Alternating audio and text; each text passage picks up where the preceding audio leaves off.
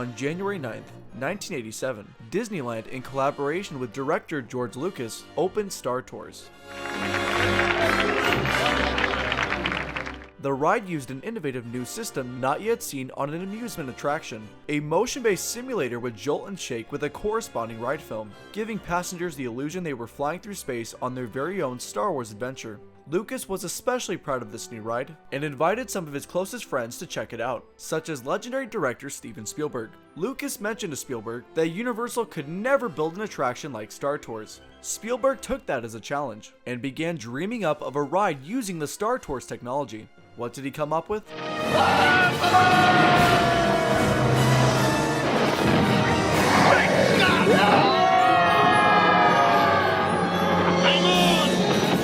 Back to the Future the ride was bigger and better than Star Tours in almost every way. Instead of having small individual screens per cabin, Back to the Future would be housed in a giant OmniMax dome that served 12 vehicles at once. There would be 2 separate theaters, doubling the ride's capacity. Returning cast from the films would be Christopher Lloyd as Doc Brown, You and you and you, you're my only hope.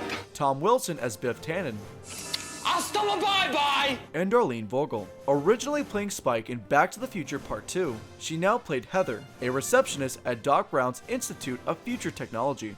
We hope that you have a very pleasant visit. Like the original Star Tours, the ride film was made up of miniature sets. The ride story is we the guests are time travel volunteers about to test ride Doc Brown's new 8-passenger DeLorean, when Biff, who stowed away from 1955, locks Doc in his office and steals the original DeLorean. It's now up to us to help Doc stop Biff and bring him back to the Institute. On our adventure, we visit Hill Valley in the futuristic year of 2015. Hill Valley in the year 2015!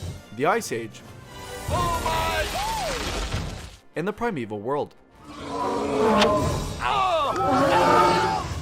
Back to the Future was an incredible time travel adventure, opening on May 2nd, 1991 at Universal Studios Florida. As part of the opening ceremony, Tom Wilson, Michael J. Fox, and Mary Steenburgen helped dedicate the ride to a large crowd waiting to see what Universal had created.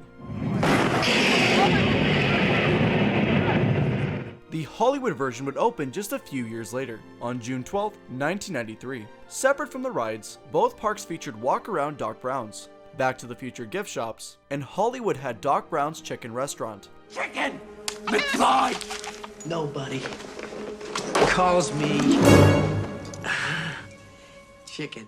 A third Back to the Future ride would open in March 2001, with the brand new Universal Studios Japan. It was the same as the other 2 versions, but dubbed in Japanese. In September of 2006, back in the States, it was announced that Back to the Future the ride would be closing forever. The Orlando version had shut down one of its theaters to explore potential replacements. The Florida version would have its final day of operation on March 30th, 2007. Back to the Future the ride. The Institute of Future Technology is now closed. Congratulations, you are our last time travel volunteers ever here at the Institute of Future Technology. Have a great night and enjoy your final journey back to the future.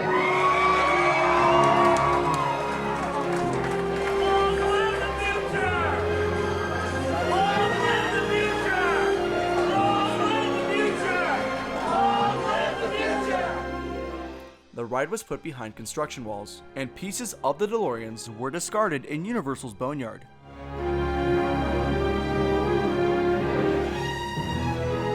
The Hollywood version would continue to operate for a few more months. 1 month before it closed, a special media ceremony started the countdown to the ride's final day, with Doc Brown himself, Christopher Lloyd, and Back to the Future co-writer Bob Gale on stage for the event. Ladies and gentlemen, the month-long countdown to the final flight of Back to the Future has begun. Come visit one last time before the ride is history. The countdown began as people took their final flights. On September 3rd, 2007, the Hollywood version became history.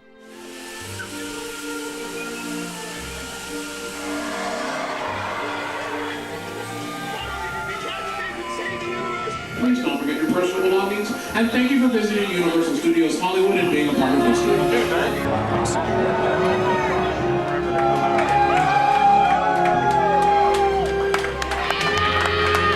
Okay, so now that the future is in the past. What will the next ride be? It will be based on the longest running sitcom in TV history.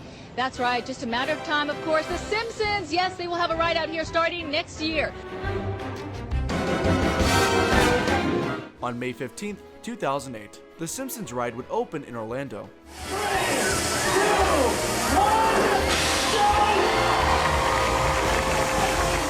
With Hollywood's opening just 4 days later. Riders now embark on a chaotic journey through Krusty Land, as Sideshow Bob not only tries to kill the Simpsons, but us as well. I still got 5 seconds to kill somebody. Hello, folks. What a horrible nightmare. The adjacent Back to the Future gift shops were rethemed into Quickie Marts. The ride itself reused the Back to the Future infrastructure and ride vehicles. Many consider this to be a severe downgrade from Back to the Future. While it's not my favorite, I have to admit it does have its moments. Alone at last. Bob's trying to kill the kids. It just gets better and better. In 2014, Doc Brown's Chicken was demolished, so its surrounding area could be transformed into Springfield, a themed area that had already opened at Universal Studios Florida a year prior, which really complements the ride. On May 3rd, 2016, Back to the Future closed in Japan. What's shocking about this closure was how long it took them to pull the plug, as it closed 1 year after we entered the future on the ride, making it severely outdated. Instead of being replaced with The Simpsons, different yellow characters would take over. Nobody calls me yellow. With Despicable Me, Minion Mayhem. The warning signs were there, with the Back to the Future store getting a Minion retheme prior to the ride's closing.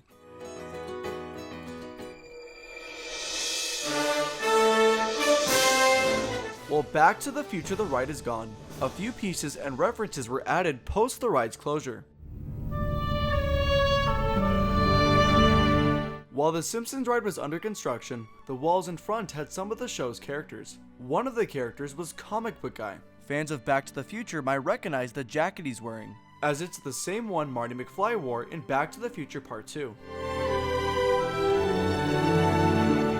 At the Simpsons ride, a segment in the Q video is completely dedicated to Back to the Future the ride. Christopher Lloyd reprises his role as a 2D Simpsonized Doc Brown. Professor Frink, discovering the Institute of Future Technology had been replaced with Krusty Land, jumps in the DeLorean and goes back in time to prevent this from happening, only to be the reason Doc lost the Institute. You ruined everything. Now I'll have to sell the Institute of Future Technology to that mercenary clown. In Florida, visitors can view Doc's time train and a DeLorean outside of Springfield. While the train is the only prop used in one of the films, the DeLorean was used to film parts of the ride. In 2009, the ride film was made available on home video. While the video was cropped and not the best quality, at least it's available. In 2024, Minecraft came out with an official Universal Studios DLC. Back to the Future the ride was recreated in Minecraft's blocky world, letting a whole new generation digitally experience it. As part of the 60th anniversary of the Universal Studios Studio Tram Tour, multiple signs featuring QR codes were placed around, celebrating the park's history. In front of the Simpsons ride, one of these signs links to a video highlighting Back to the Future.